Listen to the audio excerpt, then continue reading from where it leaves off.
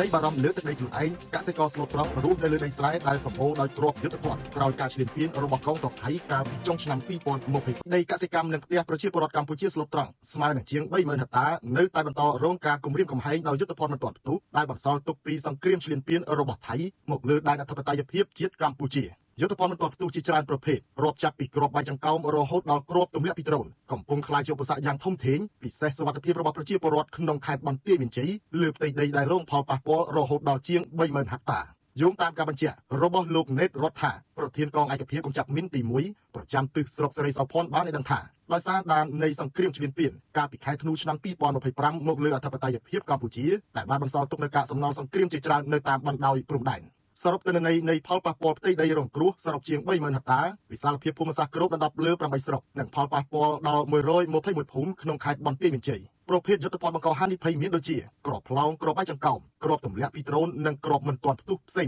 ទៀតលោកប្រធានកងឯកភាពបានសម្ភាសដ្រូននិងគ្រាប់មិនទាន់ផ្ទុះផ្សេងទៀតលោកប្រធានកងឯកភាពបានសង្កត់ធ្ងន់ថាគ្រាប់រំសេទាំងនេះមិនត្រឹមតែស្ថិតនៅក្នុងដីស្រែចម្ការរបស់កសិករក្នុងតំបន់ប៉ុណ្ណោះទេប៉ុន្តែថែមទាំងមាននៅក្បែរនិងក្នុងបរិវេណផ្ទះសម្បែងរបស់ប្រជាពលរដ្ឋស្លូតត្រង់ផងដែរ